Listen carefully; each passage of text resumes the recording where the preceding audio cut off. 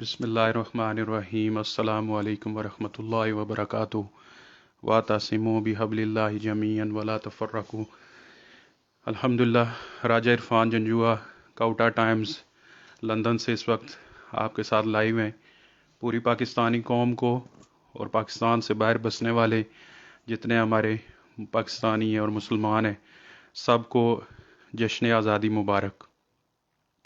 بزرگوں، بھائیوں، دوستو، اللہ رب العزت کی بہت بڑی نعمت ہے، اللہ رب العزت کا بہت بڑا کرم ہے جس نے ہمیں یہ ملک نوازا۔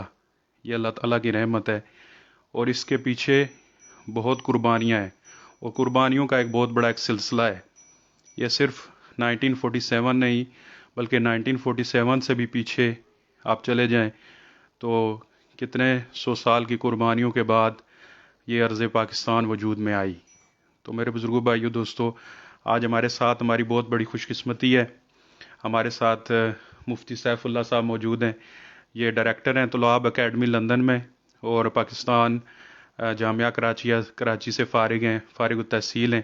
تو آج مفتی صاحب نے ہمیں ٹائم دیا تو آج مفتی صاحب سے ہم جو ہے قیام پاکستان کا پس منظر اور جو قیام پاکستان کے لیے جو علماء کرام کی قربانیاں ہیں اس کے حوالے سے کچھ باتیں کریں گے، اور اس جو اسپیشلی جو جشن آزادی ہے اس کو کس طریقے سے ہمیں منانا چاہیے اور اس جشن آزادی کے منانے کا کیسے ہم حق ادا کریں اور اس کے لیے ہم کیا اپنے ملک کے لیے کیا کوشش کر سکتے ہیں، تو اس حوالے سے آج مفتی صاحب سے انشاءاللہ ہم تھوڑی بات کریں گے انشاءاللہ۔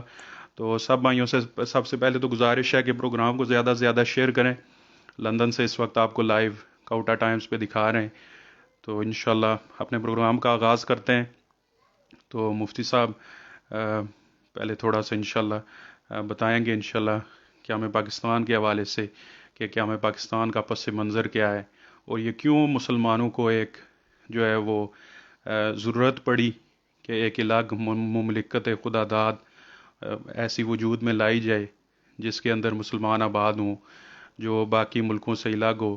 تو اس کا پس منظر کیا ہے مفتی صاحب، اس کے بارے میں تھوڑی تفصیل کریں گے۔ جی مفتی صاحب۔ بسم اللہ الرحمن الرحیم۔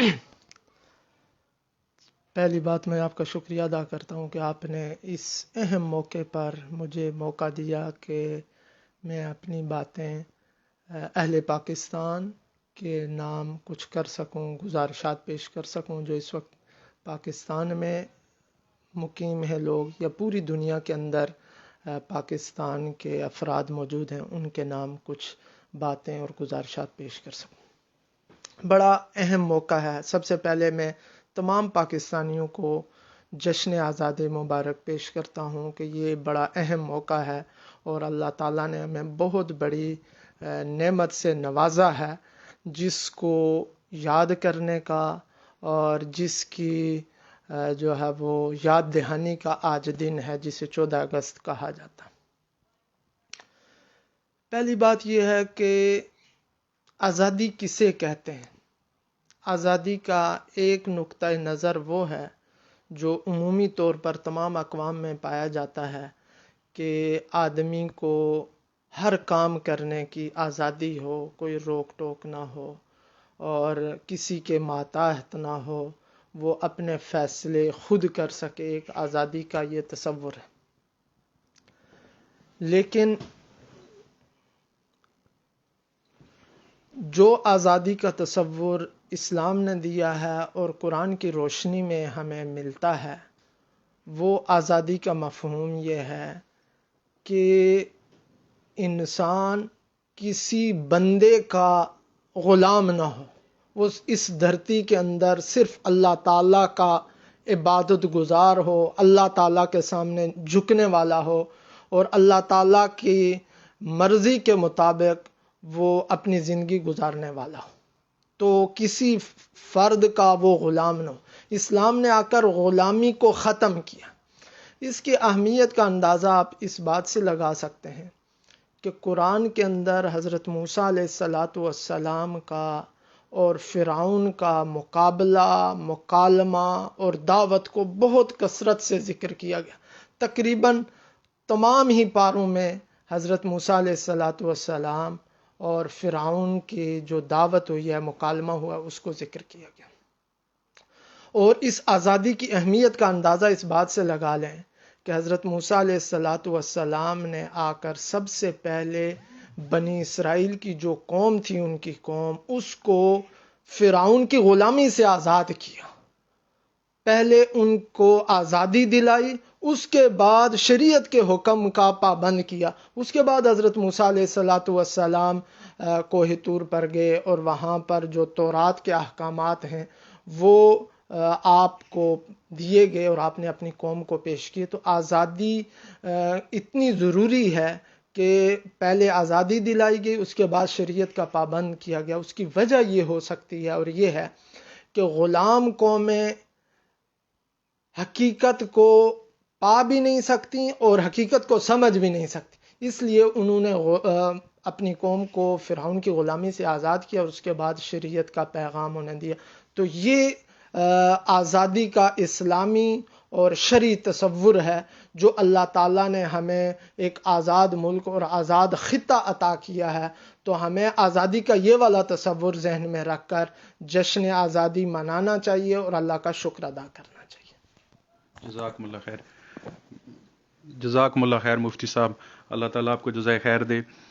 اچھا مفتی صاحب، یہ جو علماء کرام کی جو قربانیاں ہیں اس حوالے سے، جو قیام پاکستان کے حوالے سے، اس کا کچھ تھوڑی تفصیل بتائیں کہ علماء کرام کی کیا اس کے اندر کردار ہے اور کیا اس کے اندر قربانیاں ہیں.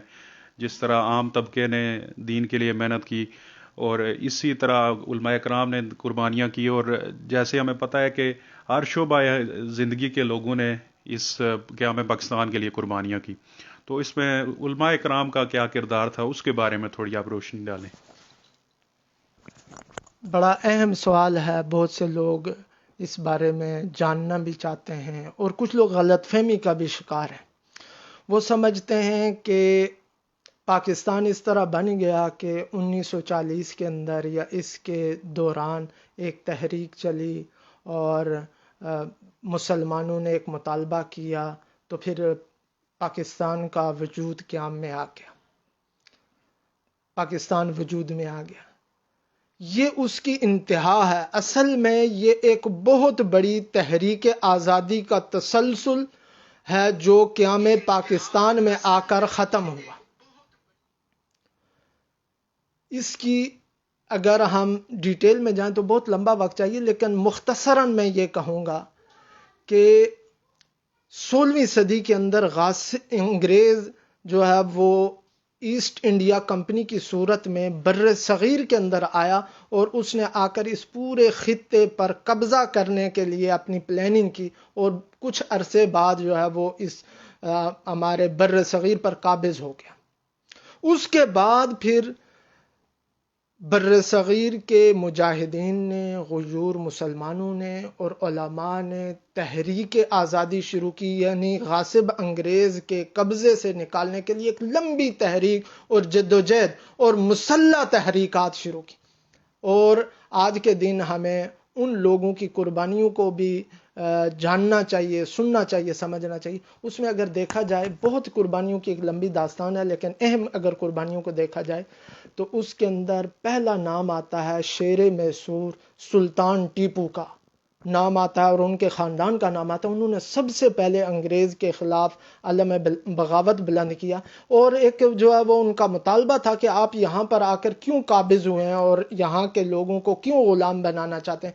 تو سب سے پہلے ٹیپو سلطان اور اس کے خاندان نے انگریز کے خلاف بغاوت کی اور ٹیپو سلطان بلاخر شہید ہو کر جو ہے وہ ہمیشہ کے لیے امر ہو گیا اور ہمیشہ کے لیے ایک پیغام دے گیا. اور جیسا مشہور جو ہے وہ قول ہے ٹیپو سلطان کا کہ شیر کی ایک دن کی زندگی گیدڑ کی 100 سالہ زندگی سے بہتر ہے. وہ یہ پیغام دینا چاہتے ہیں کہ شیر آزاد ہو کر زندہ رہتا ہے اور بہادری سے زندہ رہتا ہے. تو اگر جو ہے وہ اس کے اندر دنیا کے اندر زندہ رہنا چاہتے ہو تو آزاد ہو کر رہو. ایک اور بڑے فلاسفر کا قول ہے کہ مسلمان کے لیے 2 ہی آپشن ہیں، یا تو جو ہے وہ آزاد ہو کر زندہ رہے یا پھر مر جائے. غلام ہو کر زندہ رہنا یہ مسلمان کی جو ہے وہ تاریخ میں اور مسلمان کی فطرت میں نہیں.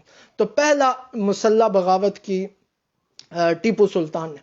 اس کے بعد جو ہے وہ 1857 کی تحریک آزادی ہے کہ اس کے اندر علماء نے، جن کے اندر مولانا قاسم نانوتوی، حاجی امداد اللہ مکی اور مولانا رشید احمد گنگوئی، انہوں نے اور حافظ ضامن شہید، ان لوگوں نے انگریز کے خلاف مسلح بغاوت کی اور انگریز کو یہاں سے جو ہے وہ نکالنے کے لیے اپنا سب کچھ لگایا. لیکن اللہ کا کرنا ہوا کہ اس جو ہے وہ تحریک کے اندر مسلمانوں کو کامیابی نہ مل سکی. پھر جو ہے وہ علماء نے یہ کہا کہ انگریز اس خطے میں آ چکا ہے، تو اب مسلمانوں کے عقائد کو محفوظ کرنے کے لیے اس کا یہ طریقہ اپنایا جائے کہ یہاں پر دینی تعلیم کو اور اسلامی تاریخ کو اور مسلمانوں کو اور یہاں کے اہل اسلام کو اپنی تاریخ سے جوڑنے کے لیے ایک سلسلہ قائم کیا جائے. چنانچہ دارالعلوم دیوبند کا قیام اسی وجہ سے تھا کہ مسلمانوں کے ایمان اور عقائد کی حفاظت کی جائے. تو اس کے بعد دارالعلوم دیوبند کا قیام ہوا. اور عجیب دیکھیے کہ دارالعلوم دیوبند کے جو پہلے شاگرد تھے ان کا نام تھا مولانا محمود الحسن دیوبندی، شیخ الہند کے نام سے مشہور. انہوں نے پھر انگریز کے خلاف بغاوت کی. یعنی دارالعلوم دیوبند کا مقصد یہ تھا کہ یہاں کے ایمان، لوگوں کے ایمان کی اور عقائد کی حفاظت کی جائے، لیکن انہوں نے بھی اس تحریک آزادی کو نہیں چھوڑا. انہوں نے اپنے ایک مشہور شاگرد، نامور شاگرد مولانا عبید اللہ سندھی کے ذریعے ایک تحریک شروع کی جس کا نام تھا تحریک ریشمی رومال، اور مختلف مسلمان جو آس پاس کے حکمران تھے ان کو اس کے لیے تیار کر کے تاکہ جو ہے وہ غاصبوں کے خلاف، غاصب انگریز کے خلاف بغاوت کی جائے اور یہاں سے اس کو واپس نکلنے پر مجبور کیا جائے. وہ تحریک ریشمی رومال، لیکن جو ہے وہ بھی کامیاب نہ ہو سکی. وہ تحریک شروع ہوئی. اس کے بعد جو ہے وہ علماء نے 1920 کے اندر ایک تحریک شروع کی جس کے اندر ترک موالات کی تحریک تھی. ترک موالات یہ جو ہے نا وہ ایک قسم کی مطالباتی تحریک تھی. پہلے مسلح تحریکیں تھیں، ان کے اندر بہت سے لوگ شہید ہوئے، علماء کو سخت ترین جو ہے وہ سزائیں دی گئیں اور انہیں جو ہے وہ شہید کیا گیا، انہیں قید کیا گیا، مختلف جزیروں کے اندر انہیں بھیج دیا گیا. اس طرح 1920 کے اندر ترک موالات کا مطلب یہ ہے کہ مسلمانوں کو یہ کہا گیا کہ انگریز یہاں کر غاصب ہو چکا ہے، اس نے حکومت بھی اپنی بنا لیا، لہٰذا ان کے ساتھ کسی قسم کا تعاون نہ کیا جائے. ان کو جو ہے وہ ان کی فوج کے اندر بھرتی ہونا ناجائز ہے، ان کی ملازمت کو اختیار کرنا، ان کے ساتھ کسی تو ترک موالات کی تحریک، یہ تحریک شروع ہوئی. اور اسی دوران تحریک خلافت بھی ایک شروع ہوئی، باہر کی تحریک تھی اور مسلمانوں نے اس کے ساتھ تعاون کیا تاکہ وہ ہمارے ساتھ تعاون کریں گے بعد میں بر صغیر کی آزادی.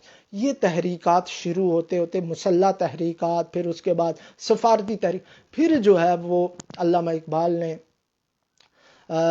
جو مصور پاکستان ہیں انہوں نے یہ تصور پیش کیا کہ ایک ایسا خطہ ہونا چاہیے جو مسلمان وہاں پر جو ہے وہ الگ طور پر رہ سکیں. تو پھر علامہ اقبال اور قائد اعظم کی محنتوں اور تمام مسلمانوں نے اور بر صغیر کے نامور علماء جن میں مولانا اشرف علی تھانوی ہیں، مولانا شبیر احمد عثمانی ہیں، مولانا ظفر احمد عثمانی ہیں، ان لوگوں نے قائد اعظم کا بھی جو ہے وہ ساتھ دیا. اور علماء کے اس کے اندر جو ہے وہ تعاون اور اہمیت کا اندازہ آپ اس بات سے لگائیں کہ 1947 کے اندر جب پاکستان آزاد ہوا تو قائد اعظم نے جو ہے وہ مشرقی پاکستان کے اندر مولانا ظفر احمد عثمانی کو کہا کہ وہ پاکستان کا پرچم لہرائیں، اور جو ہے مغربی پاکستان کراچی کے اندر جو ہے مولانا شبیر احمد عثمانی نے پاکستان کا پرچم لہرایا. تو اس طرح علماء کی جو تحریکات تھیں، جو مسلح تحریکات تھیں، جان کی بازی لگائی، اس کا اختتام آ کر پھر یہاں پر ہوا کہ جو ہے وہ پاکستان وجود میں آیا. اور انگریز جو ہے وہ اس وقت ان تحریکات سے اس کی جو ہے وہ گرفت بر صغیر پر کمزور ہو چکی تھی، تو پھر وہ یہاں سے جانے پر مجبور ہوا. تو اس نے یہ کہا کہ میں اب چھوڑ کر جا رہا ہوں. تو پھر جو ہے وہ یہاں پر یہ ہوا کہ علماء نے اور مسلم قائدین نے یہ جو ہے وہ بہانپ لیا کہ پہلے ہم جو ہے وہ پہلے بر صغیر کے سارے لوگ انگریز کے غلام تھے، اب انگریز جو ہے وہ چھوڑ کر جا رہا ہے، یہاں پر ہندو اکثریت ہے تو مسلمان جو ہے وہ ہندو کے غلام بن جائیں گے، لہٰذا ایک ایسے ملک کی ضرورت ہے جہاں پر مسلمان آزادی کے ساتھ، آزادی کا مطلب یہ ہے کہ کسی اور قوم کے غلام نہ ہوں، صرف اللہ کی بندگی کر سکیں. تو کہ ہمیں پاکستان عمل میں آیا اور پاکستان کا وجود ہوا اس بنا پر. جزاکم اللہ خیر۔ بس بزرگوں، بھائیوں، دوستوں، یہ ملک پاکستان یہ اللہ تعالیٰ کی بہت بڑی نعمت ہے۔ اس ملک کی قدر آپ ان لوگوں سے پوچھیں جن کے پاس ملک نہیں ہے۔ آج آپ فلسطین کے لوگوں سے پوچھیں جہاں پہ ان کو اپنے گھر کے کو جانے کے لیے کتنی چیک پوسٹیں کراس کرنی پڑتی ہیں، اور وہ اپنے آزادی کے طور پر رہ نہیں سکتے اپنی، جیسے ہم نے پچھلے سال بھی دیکھا کس طرح فلسطین کے مسلمانوں پر ظلم و جبر کیا گیا، اسی طرح اور ملکوں کے اندر۔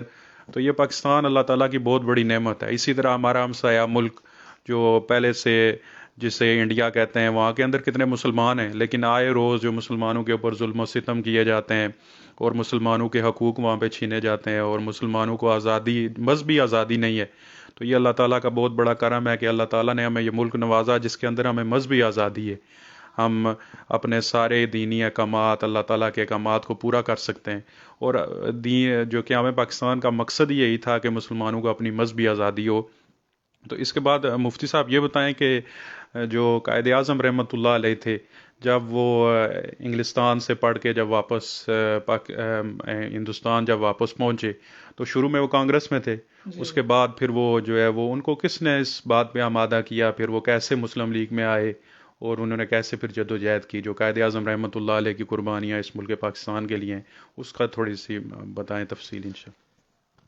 جیسا کہ میں نے عرض کیا کہ پہلے بر صغیر کے جتنے رہنے والے تھے ان سب لوگوں نے مشترکہ طور پر جدوجہد کی، جس کی ابتدا ٹیپو سلطان سے لے کر جو ہے وہ شیخ الہند تک اور مولانا حسین احمد مدنی تک ایک طویل داستان ہے۔ انہوں نے انگریز کو یہاں سے بے دخل کرنے کی کوشش کی، اور قائد اعظم بھی چونکہ انگلستان سے پڑھ کر گئے تھے تو کانگریس کا بھی یہی مقصد تھا کہ یہاں سے انگریز کو بے دخل کیا جائے۔ لیکن قائد اعظم نے جب کانگریس کے اندر رہتے ہوئے یہ دیکھا ہندوؤں کا جو ہے متعصبانہ رویہ اور ان کا جو ہے نا وہ مزاج کو جب دیکھا، تو قائد اعظم نے یہ بھانپ لیا کہ مسلمان پہلے جو ہے نا وہ انگریز کے غلام تھے، انہوں نے اتنی محنتیں کی ہیں، یہ نہ ہو کہ محنت کر کے قربانیاں دے کر جو ایک طویل داستان ہے اس کے بعد ہندو کے غلام ہو جائیں۔ اس لیے انہوں نے الگ طور پر ایک خطے کا جو ہے وہ مطالبہ پیش کیا، جس کی بنا پر پاکستان وجود میں آیا۔ اور اس کے بعد علامہ اقبال رحمۃ اللہ علیہ، جو شاعر مشرق بھی جن کو کہا جاتا ہے، ان کی شاعری جو ملک پاکستان کے لیے جس طرح انہوں نے اپنی شاعری کے ذریعے جو ہے امت کے اندر اور مسلمانوں کے اندر اس ملک کو بنانے کے لیے جذبات کو ابھارا، اس کے بارے میں آپ کیا کہتے ہیں علامہ اقبال رحمۃ اللہ علیہ کے بارے میں؟ علامہ اقبال کے بارے میں جیسے جو ہے نا وہ ہم سنتے رہتے ہیں کہ شاعر مشرق ہیں، کہ انہوں نے مشرق کی تہذیب کو، مشرق کے مذہب کو اور مشرق کے جو ہے نا وہ اقوام کو اور قوم کو ایک زندگی کا، بیداری کا اور آزادی کا مفہوم دیا ہے اور تعلیم دی ہے اور تصور پیش کیا ہے۔ اسی طرح انہوں نے پاکستان کا تصور بھی پیش کیا۔ اسی وجہ سے علامہ اقبال کو کہا جاتا ہے مصور پاکستان، کہ انہوں نے پاکستان کا تصور پیش کرنے والے علامہ اقبال تھے کہ ایک ایسا خطہ ہونا چاہیے جہاں پر مسلمان آزادی کے ساتھ اللہ کی عبادت کر سکیں۔ تو علامہ اقبال کی اس حوالے سے بہت بڑی محنت اور کوشش تھی۔ تو مفتی صاحب، آپ کیا سمجھتے ہیں کہ ابھی جب الحمدللہ اللہ رب العزت نے ہمیں یہ ملک دے دیا، اور اس ملک کی جو بنیاد ہے، جو دنیا کے اندر واحد ملک ہے جو پوری دنیا کے اندر آج تک انسانی تاریخ کے اندر کہتے ہیں کہ دو ملک کی جو ہے نظریے کی بنیاد کے اوپر دو ملک بنے، ایک پاکستان ہے جو کلمہ کی بنیاد پہ، جس کا پاکستان کا مطلب کہ لا الہ الا اللہ، اور دوسرا جو ہے اسرائیل ہے، وہ نظریے کی بنیاد پہ بنا۔ تو یہ دو ملک پوری دنیا کے اندر نظریے کی بنیاد پہ بنے، تو کیا جس نظریے کے لیے ہم نے ملک کو حاصل کیا تھا، کیا اس نظریہ کو حاصل کرنے میں ابھی تک ہم کتنے کامیاب ہوئے ہیں، اور اس کے لیے کتنی جدوجہد کی ضرورت ہے کہ جس مقصد کے لیے پاکستان کو حاصل کیا گیا تھا وہ مقصد کیسے پورا کیا جائے؟ جی، یہ تقریباً یہ ساری باتیں اتنی جو ہے وہ مشہور، معروف اور عام فہم اور زبان زد عام ہے، ہر کسی کو پتہ ہے، ہر کسی نے سنی ہے، کہ ان پر مزید بات کرنے کی کوئی گنجائش میں نہیں سمجھتا کہ کوئی ڈیٹیل کی جائے۔ ہر آدمی پاکستان کا مطلب کیا، لا الہ الا اللہ، کہ پاکستان بنایا گیا ہے یہ اس لیے بنایا گیا ہے تاکہ اس کے اندر ہم اللہ تعالیٰ کے احکامات کو پورا کر سکیں اور اللہ تعالیٰ کے احکامات کو اس کے اندر زندہ کر سکیں، یہ اس کا مقصد ہے۔ اور بالکل سیدھی سی بات ہے کہ پاکستان جب تک اس مکمل طور پر، کامل طور پر فرد کی حیثیت سے بھی اور قوم کی حیثیت سے بھی، رعایا کی حیثیت سے بھی اور حکومت کی حیثیت سے بھی، جب پاکستان کے تمام لوگ اسلام پر عمل پیرا نہیں ہوں گے اور پاکستان کو جو ہے وہ جس مقصد کے لیے بنایا گیا ہے اس کے لیے اپنے آپ کو جو ہے وہ وقف نہیں کریں گے، تو اس وقت تک پاکستان اپنے مقاصد کو بھی نہیں حاصل کر سکتا، اور پاکستان کا جو ہے نا وہ جو ترقی ہے اور جو پاکستان کا عروج ہے اور جو پاکستان کا کمال ہے وہ حاصل نہیں ہو سکتا۔ ہر آدمی فکر مند ہے، لہٰذا ضرورت اس بات کی ہے کہ پاکستان میں ایسے نظام حکومت کی ضرورت ہے کہ جہاں پر ایک عام آدمی اٹھ کر جو ہے وہ خلیفہ وقت سے جو ہے نا پوچھ سکے کہ جو ہے نا آپ نے یہ جو کرتا حاصل کیا یہ کہاں سے حاصل کیا۔ اس طرح کا جو ہے